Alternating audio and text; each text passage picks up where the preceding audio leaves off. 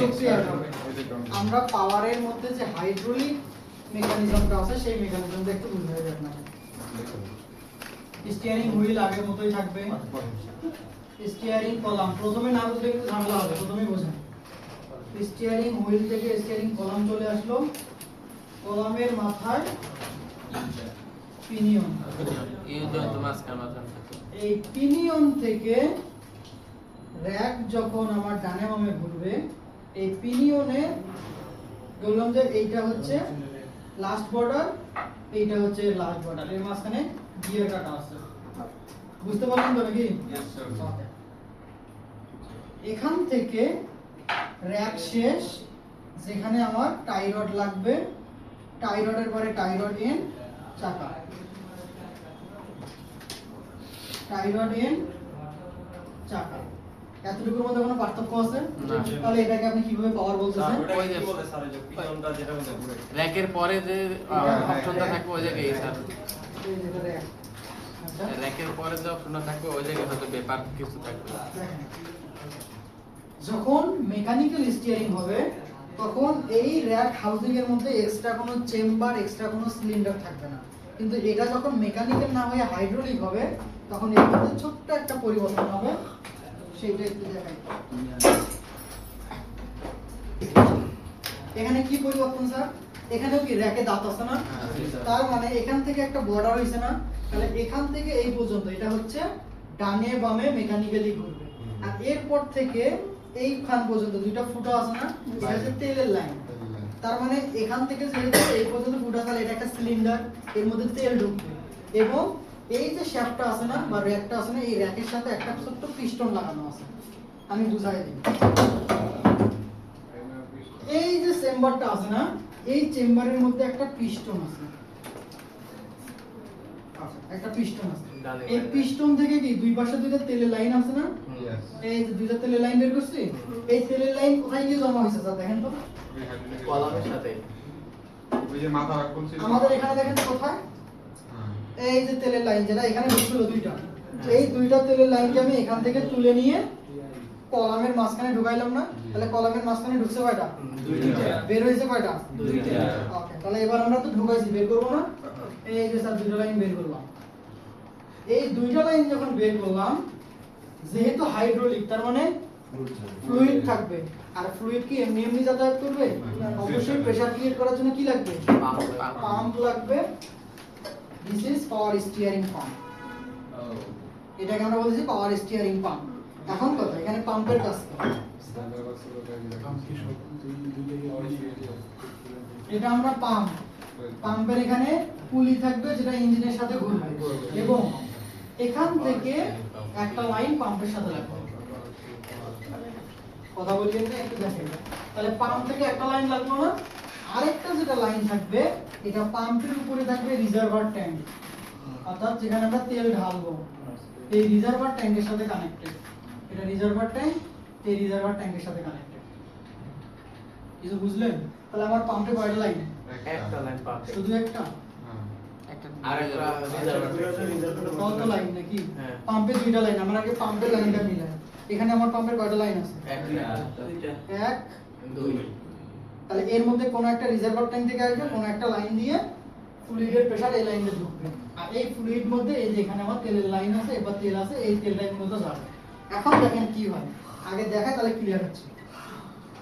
Engine সব সময় চলতেছে, পুলি সব সময় ঘুরতেছে, আর পুলি সব সময় ঘুরলে তাহলে অলওয়েজ এর মধ্যে পিস্টন আছে যেটা অলওয়েজ পাম্প প্রেসার ক্রিয়েট করতেছে, মানে পাম্প লো প্রেসার থেকে হাই প্রেসার করতেছে। যখন গাড়ি চলে তখন পাম্প প্রেসার দেয়। এখন কথা, আমার তো ইঞ্জিন সব সময় চলে কিন্তু স্টিয়ারিং কি সব সময় ঘুরাইতে হয় না। তখন স্টিয়ারিং সোজা, কখনো ডানে বা বামে ঘুরাইতে হয়। তার মানে একটা সোজা পজিশন, একটা ঘোরানোর পজিশন। আমরা প্রথম আলোচনা করব যখন আমরা স্টিয়ারিং ঘুরাবো না তখন আসলে কি হয়, এরপর ডানে বামে কাটলে হয়। যখন ড্রাইভার স্টিয়ারিং ঘোরাবে না, স্টিয়ারিং সোজা আছে, তার মানে আমার কি পিনিয়নকে কাটতে হবে না, চাকাকে কাটতে হবে, তার মানে আমার কোনো কিছুরই দরকার নাই। কিন্তু আমি কি পাম্পের প্রেসার কমাতে পারবো? পাম্প তো সবসময়ই চলতেছে, তার মানে পাম্পকে কখনো কমাইতে পারবো না বা পাম্পকে কখনো বন্ধ করতে পারবো না। পাম্পকে বন্ধ করার একটাই সিস্টেম, গাড়ি থেকে নেমে টাইমিং বেল খুলে দিতে হবে। কিন্তু খুলে দেবো, যখন স্টিয়ারিং ঘুরবো তখন কি আবার গিয়ে স্টার্ট করে দাবার করবো? সেক্ষেত্রে পাম্প যখন প্রেসার দেবে তখন এই প্রেসারটা এখান থেকে এসে এখানে না গিয়ে এই দিক দিয়ে এই লাইন দিয়ে আবার রিটার্ন চলে যাবে, আবার এখান থেকে তেল আসবে, এই তেলটা আবার এখান থেকে এখানে এসে এই দিক দিয়ে আবার রিটার্ন যাবে। বুঝলেন কিছু? এখন কথা, এখান থেকে যে রিটার্ন যাবে তার মানে এখানে কি কেউ আছে যে কখনো এই লাইন দিয়ে তেল দেবে কখনো দেবে না? হ্যাঁ, এখানে একটা ছোট্ট ভালভ আছে যেটার নাম rotary control valve. Rotary control valve মানে রোটেশন কন্ট্রোল করে। কি রোটেশন? স্টিয়ারিং কলামের রোটেশন। এই জায়গাটা একটা ভালভ আছে যেটা রোটারি কন্ট্রোল ভালভ। আমার যখন স্টিয়ারিং 0 থাকবে তখন এটা দিয়ে তো চাকায় যাবে মানে লাইনে যাবে, কিন্তু এটা আছে। তাহলে এখান থেকে একটা দিয়ে তেলের লাইন এসে আরেকটা দিয়ে রিটার্ন দেবে, মানে এই লাইনে পাস হতে দেবে না। কেন? কারণ রোটারি কন্ট্রোল ভালভ রাস্তাটাকে বন্ধ করে রাখছে। আগে বুঝাই, আমার এর মধ্যে আরো কথা আছে, আমি শেষ করি তারপর ক্লিয়ার করব। তার মানে রোটারি কন্ট্রোল ভালভ এখন বন্ধ থাকার কারণে তেলের লাইনটা ডেলিভারি হচ্ছে না। তার মানে আমরা এখানে যদি দুটো লাইনের নাম বলি, এই লাইনটা অলওয়েজ প্রেসার লাইন, তার মানে সবসময় প্রেসার থাকতেছে। আর এই লাইনটাকে আমরা বলবো হচ্ছে যাচ্ছে যে এটা হচ্ছে ডেলিভারি লাইন। ওকে, বললাম যে ডেলিভারি লাইন, তার মানে প্রেসার লাইন দিয়ে এসে ডেলিভারি লাইন দিয়ে যাবে। আবার কথা, তাহলে পাম্প যে প্রেসার দিল পাম্পের তেল কমে গেল না? কমে গেল যাবে স্যার, একটু পরে আবার ওই লাইন দিয়ে ঢুকতো, তার মানে অলওয়েজ এর মধ্যে সার্কুলেশন হচ্ছে। এখন আসি, ড্রাইভার যখন স্টিয়ারিং ঘুরাবে তখন আসলে খেলাটা শুরু হয়। কি খেলা শুরু হয়? যখন ড্রাইভার স্টিয়ারিং ঘুরাবে তখন রোটারি কন্ট্রোল ভালভ একটু আগে যে তেলটাকে বের করে দিত ওই দিক দিয়ে, সেই তেলটাকে আর ওই দিকে যেতে দেবে না। তাহলে কি করবে? সেই তেলটাকে হয় এই লাইন দিয়ে অথবা এই লাইন দিয়ে পাঠিয়ে দেবে। এখন কথা, রোটারি কন্ট্রোল ভালভ আসলে এই লাইন দিয়ে তেল পাঠাবে নাকি এই লাইন দিয়ে তেল পাঠাবে, এটা কিভাবে ও বুঝবে? এটা কিভাবে বোঝে সেটাতে আমি একটু পরে আসি দেখি যে এখানে আসলে তেলের কি কাজ। আচ্ছা, যেহেতু ফ্লুইড লাইন, তার মানে এর মধ্যে কি ফ্লুইড থাকবে নাকি সম্পূর্ণ ফাঁকা থাকবে? ফ্লুইড অলওয়েজ থাকবে, জাস্ট অতিরিক্ত প্রেসার এসে এই প্রেসারে কাজ হবে। তার মানে এখানে আমার ফ্লুইড আছে, এই পাশেও আমার ফ্লুইড আছে, এবং পিস্টনটা ঠিক মাঝখানে চিপায় আছে। ধরা হয় যে এটা দিয়ে একটু বুঝাই দিই, এই অবস্থায় এই ছিদ্রটা আপনাদের সামনে না? তার মানে আপনাদের যদি সামনে হয়, আমার এই পাশ থেকে আমি ছিদ্রটা দেখতে পাবো। তার মানে আমার হচ্ছে এইটা হচ্ছে ডান সাইড। আমি স্টিয়ারিং যখন ডানে কাটবো তখন আমার এই লাইন দিয়ে প্রেসার দিতে হবে, আর যখন বামে যাবো তখন এই লাইন দিয়ে প্রেসার যাবে। এখন কি কোনো লাইন কিন্তু আমার খোলা নাই। এখন আমি যখন স্টিয়ারিং কে ঘুরাবো তখন এটাকে আমি কলম ধরলাম, কলমটাকে কি বামে ঘোরাচ্ছি না? তার মানে আমার একটু পরে প্রেসার যেটা আসতো সেটা কোনো দিক দিয়ে বন্ধ থাকার কারণে, মানে ছিদ্র না থাকার কারণে রিটার্ন যেতে এখন যেতে পারবে। আবার ওইদিকে না দিয়ে যখন সোজা করলাম তখন কিন্তু আর যাবে না, আবার ঘুরাইয়া বামে দিলাম, তার মানে এবার এই দিক দিয়ে যাবে। মানে মোট কথা এটা হচ্ছে রোটারি কন্ট্রোল ভালভের মতো, জাস্ট আমি এখন প্রেসার দেবো কিন্তু ডানে বা বামে দেবো কোনো রাস্তাই ওপেন নাই, কারণ দুটোই ক্লোজ। যখন এটাকে এইদিকে ঘুরাবো তখন এই পাশটা খুলে গেল, এখন প্রেসার আমি অনায়াসে এদিকে দিতে পারবো। আবার যখন এটাকে সোজা করলাম তখন আর প্রেসার যাবে না, আবার এদিক করলাম, এখান থেকে প্রেসার গিয়ে আবার কাজ করবে। এখন কথা, এই যে প্রেসার যে আসতেছে, এই প্রেসার গিয়ে আসলে কি করে মাথায় রাখবেন, এখানে আমার র‍্যাক আছে না, র‍্যাকের দাঁত আছে না, এই র‍্যাকের যে শ্যাফটটা আছে, এই লাঠিটা আছে, এইটাকে আমি র‍্যাকের শ্যাফটটা ধরলাম, এর সাথে পিস্টনটা ফিক্সড। আমি যদি র‍্যাককে টানি পিস্টন আসবে, পিস্টনকে ধাক্কা দিয়ে র‍্যাক যাবে, তাহলে র‍্যাককে টানলে পিস্টনকে টানলে একই কথা না? র‍্যাক আর পিস্টন একই শ্যাফটের মধ্যে কানেক্টেড থাকায়, দেখেন তো সাপোজ আমি স্টিয়ারিং ডাইনে ঘোরাবো, এখানে কি হচ্ছে আসার পর সেটা একটু পরে আসতেছে। স্টিয়ারিং যখন আমি এই দিকে ঘোরাবো, পিনিয়ন এই দিকে যাবে, তাহলে র‍্যাক যাবে বামে, এটা তো আমরা আগে থেকে জানি।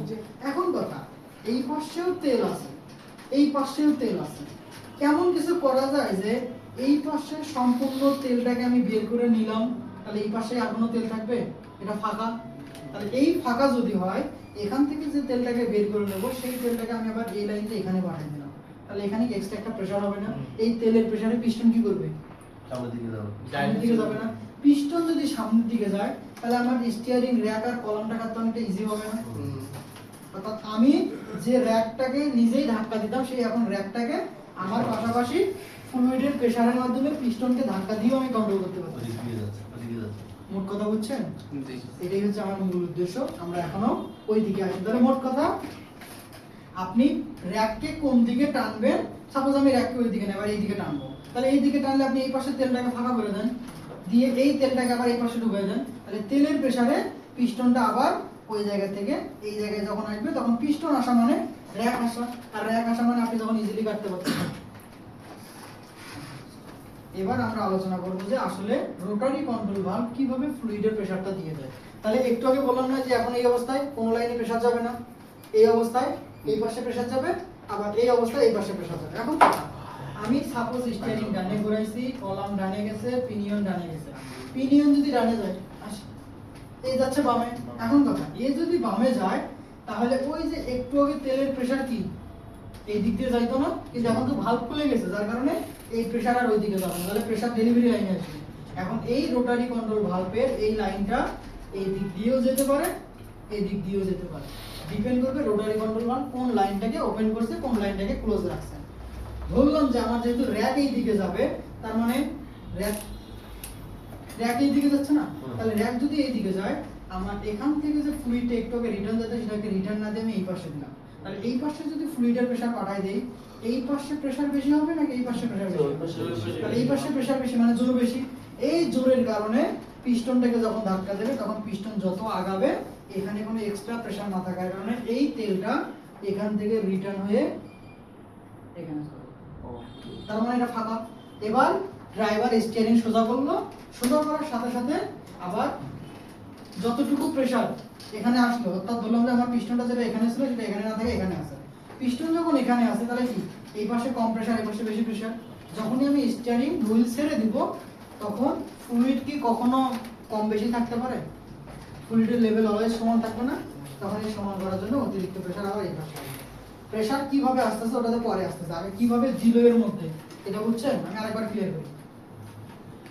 যখন স্টিয়ারিং হুইল সোজা থাকবে, রোটারি কন্ট্রোল ভালভ বন্ধ।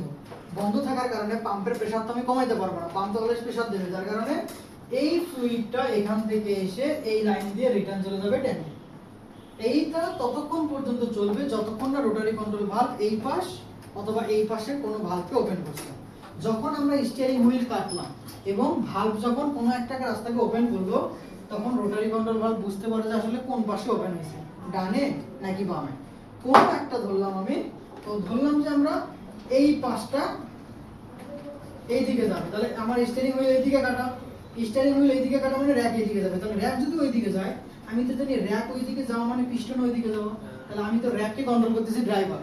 তাহলে আমাকে যেখানে 100% শক্তি দেওয়া লাগতো, আমি যদি সেইটা না করে পিস্টনকে ধাক্কা দিই, তাহলে পিস্টনও যাচ্ছে আর পিস্টনগুলো তো র‍্যাক ইজিলি যাচ্ছে।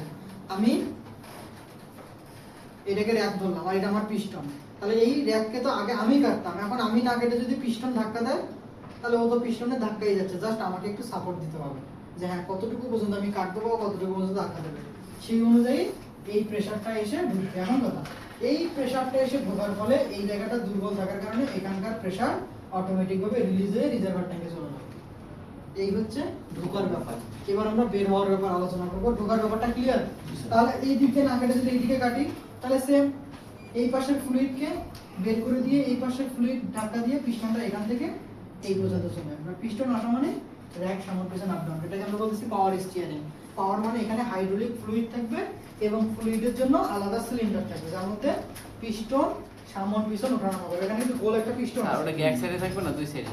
এক পাশে। এক পাশে কিন্তু এই যে এখানে একটা সিল থাকবে যাতে তেল লিক না করে, এবং এই পাশে একটা সিল থাকবে যাতে তেল লিক না করে, মাস্টার সিলিন্ডারের মতো। এখন যারা আমরা গাড়ি চালাইতে পারি, স্টিয়ারিং হুইল আমি ইউটার্ন নিব, স্টিয়ারিং হুইল কাটলাম, কাটার পরে যখন ওই রাস্তায় চলে গেছি তখন কি স্টিয়ারিং হুইল আমাকেই কাটতে হবে নাকি স্টিয়ারিং হুইল ছাড়ে দিলে স্টিয়ারিং হুইল অটো চলে আসে না? এটা মেকানিক্যালি কি সম্ভব? মেকানিক্যালি আপনাকে কাটতে হবে, আপনাকেই সোজা করতে হবে, কিন্তু অটোতে, অটো বলতে হাইড্রোলিকে আপনাকে কিন্তু আর আনতে হয় না, ও নিজেই চলে আসে। এখন কথা কেন? এই কেনর অ্যানসারটা যেতে গেলে আমাদের একটু যাইতে হবে প্যাসকেলের সূত্রতে। প্যাসকেল ল জানেন বা কখনো নাম শুনছেন? পৃথিবীতে যত হাইড্রোলিক এনার্জি আছে সব হাইড্রোলিক এনার্জি প্যাসকেল লতে কাজ করে। প্যাসকেল ল কি একটু ছোট করে বুঝাই দিই। এটা স্যার একটা বড় সিলিন্ডার আর এটা একটা ছোট সিলিন্ডার। আমি এই সিলিন্ডারের এই পর্যন্ত তেল পানি দিলাম, তাহলে এই সিলিন্ডারে এই পর্যন্ত পানি দিলে তাহলে এই সিলিন্ডারে এই পর্যন্ত পানি হবে নাকি? না আর সমান থাকবে। দুইটার পানির লেভেল স্যার সমান হবে। হ্যাঁ। ছোট হোক বড় হোক পানির লেভেল অলওয়েজ সমান হবে। যদি সমান হয় তাহলে কি কখনো আমি এইটাকে এখানে নিয়ে এসে এইটাকে এখানে নিয়ে যেতে পারবো? যখন আমি বাহ্যিক কোনো বল প্রয়োগ করব। তার মানে যখন আমি এক্সটার্নাল কোনো শক্তি দিব তখনই এখানকার পানি কমে এখানকার পানি বেড়ে যাবে। আবার যখন এই শক্তিটা ছেড়ে দিব তখন আবার কিন্তু পানি যার যার মতো লেভেলে চলে আসবে। ওকে, এটা আমার পিস্টন ছিল, এই পিস্টনটাকে আমি টেনে এই পাশে নিয়ে আসছি, তার মানে কি বাহ্যিক বল প্রয়োগ করছি। ওই যে স্টিয়ারিং হুইলগুলো, যখনই আমি স্টিয়ারিং হুইল ঘোরানোর পর স্টিয়ারিং হুইল থেকে হাত ছেড়ে দিব তখন আর কি কোনো ফোর্স আছে? এই ফোর্স না থাকার কারণে এখানে দেখেন তো এই জায়গায় থাকলে এখানে কিন্তু আমার কোনো ফ্লুইড নাই, অর্থাৎ 0% ফ্লুইড, আর এই পাশে আমার 100% ফ্লুইড। তার মানে পিস্টনকে অলওয়েজ এইদিকে চাপ দিতে হবে। এখন পিস্টন তো কখনো এইদিকে থাকতে যাবে না, পিস্টন যাবে যে এই পাশেও 50 এই পাশেও 50, দুটো যাতে সমান হয়। এটা ততক্ষণ পর্যন্ত সম্ভব যতক্ষণ আপনি বাহ্যিক বল প্রয়োগ করবেন। যখনই বলটাকে ছেড়ে দিবেন অটোমেটিক ভাবে ফ্লুইড একটার থেকে বিটান যাবে আর একটার থেকে ঢুকবে। তাহলে কথা স্যার, আমি তো স্টিয়ারিং হুইল কাটছিলাম, কাটার সাথে সাথে তো স্টিয়ারিং জিরো করছি, সোজা করছি। স্টিয়ারিং সোজা করার সাথে সাথে কিন্তু এটা আবার বন্ধ হয়ে যাবে। বন্ধ হওয়ার কারণে যে প্রেসারটা একটু আগে এখানে যাইতো সেটা এখানে না গিয়ে আবার রিটার্ন যাবে আগের মতো। কিন্তু এখানে কি শক্তি বেশি না? এই ফ্লুইডের প্রেসারটা ধীরে ধীরে এই লাইনে এসে এটা ধীরে ধীরে একদম মিডল পয়েন্টে চলে যাবে। যদি তাই হয়, এই সিস্টেমটা কিছু বুঝতেছেন? এবং আমি আপনাকে একটা ভিডিও দেখাই আগে, তাইলে আমার একটা ইজি হবে। The exception of the newest vehicle designs that use electric power steering, most power steering systems use a hydraulic pump and valves. The pump is turned continuously when the engine is turning, generating high pressures in the power steering fluid.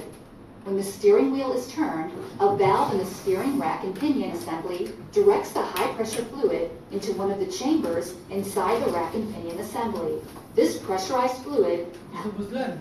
পিস্টনটাকে কখনো লালটা মানে কি high pressure আর সবুজটা মানে low pressure. তার মানে এখানকার তেল এসে পিস্টনটাকে এদিকে ধাক্কা দিচ্ছে, আবার এই পাশের তেল এসে পিস্টনকে ওইদিকে ধাক্কা দিচ্ছে। আর পিস্টনকে ধাক্কা দেওয়া মানে র্যাককে ধাক্কা দেওয়া, র্যাককে ধাক্কা দেওয়া মানে নাকেলকে ধাক্কা দেওয়া, নাকেলকে ধাক্কা দেওয়া মানে চাকা ডানে বামে মোড় নেওয়া। কে কে বোঝেন? সরাসরি দেখা গেল একটা লাইন থাকবে পাম্পে আর একটা থাকবে রিজার্ভার ট্যাঙ্কে, একটা পাম্পে থাকবে একটা রিজার্ভার ট্যাঙ্কে থাকবে। কে কে বোঝেন নাই? বুঝি নাই, সেটা হচ্ছে লালটা স্যার হাই প্রেসার, মানে পাম্প এসে ঢুকাচ্ছে তেল, আর সবুজটা হচ্ছে লো প্রেসার, এই তেলটা রিটার্ন যাচ্ছে। স্যার এক সময় রিজার্ভার ট্যাঙ্কে চলে যায়, আরেকবার এক সময় ঘুরে আরেকবার পিছনে চলে যায়, জিনিসটা বুঝি কয়েল গ্যালারির মতো না স্যার? মানে এক সময় এখান থেকে ডাইরেক্ট রিজার্ভার ট্যাঙ্কে চলে যাচ্ছে, আবার এক সময় এখান থেকে ডাইরেক্ট ব্যাকে চলে যাচ্ছে, এই জিনিসটা বুঝি। আমরা ওই যে এয়ার ব্রেক সিস্টেম করছিলাম, রিজার্ভার ট্যাঙ্কের বাতাসটা এ লাইন থেকে বি লাইন দিয়ে ড্রামে পাঠাই দিছি, মানে চাকার ব্রেক বুস্টারে পাঠাই দিছি। সেখান থেকে যখন আমি ব্রেক প্যাডেল ছেড়ে দিছি, ওই বাতাসটা আসার আগেই আমার ভালভটা বন্ধ হয়েছিল না, যার কারণে সি পোর্ট দিয়ে বের হয়ে গেছিল। ঠিক এখান থেকে যখন আমি তেলটাকে ঢোকাই দিয়ে এখানে দিলাম, এখন এই তেলটা তো যেতে যেতে আমার তো আমি রাস্তা বন্ধ করে দিচ্ছি না, যার কারণে এইটা ঠিকই উঠতে যাবে, কিন্তু রাস্তা বন্ধের কারণে ও এই পাশে এসে দুইজন ধীরে ধীরে সমান হবে। এটা তখনই যখন আমি কাটার পর জিরো করব, আর যখন কাটবো তখন এই লাইন থেকে তেল আসবে আর আরেকটা লাইন থেকে তেল রিটার্ন যাবে। এটা টোটাল যে কাজ করব যে বাল্বটা রোটারি কন্ট্রোল বাল্বটা মেকানিজম করবে কে কোথায় যায়? রোটারি কন্ট্রোল ভাবটাই পুরো কন্ট্রোল করবে।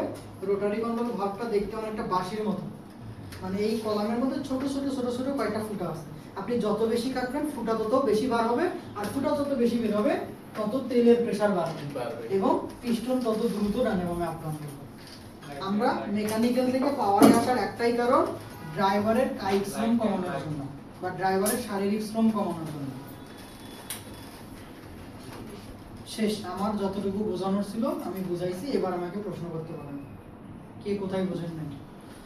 স্যার এটা ফেইলিওরগুলো কি এখনই আলোচনা করব? ফেইলিওর আমরা আরেকটু পরে আসবো।